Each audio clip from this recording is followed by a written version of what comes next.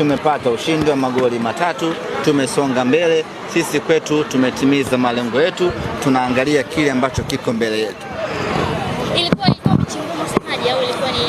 Ilikuwa ni mechi ngumu kwenye pitch.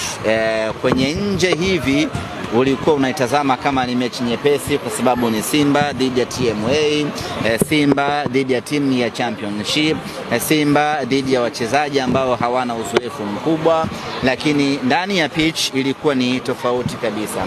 Wachezaji wachache wenye uzoefu waliokuwa nao waliweza kuonesha klasi yao, wakina Kapera, wakina Sabilo, wakina Siraji waliweza kuonesha ubora wao, waliweza kuwaongoza wenzao vema na hatimaye wakatoa upinzani mkubwa.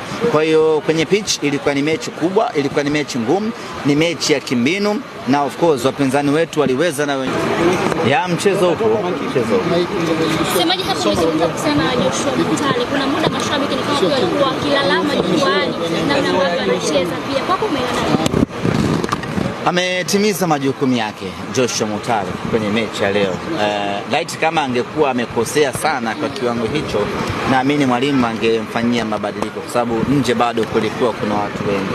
Kitendo cha kumaliza dakika 90 maana yake ni kwamba mwalimu ameridhika na performance yake, lakini na utekelezaji wake wa majukumu kwa dakika zote ambazo amecheza.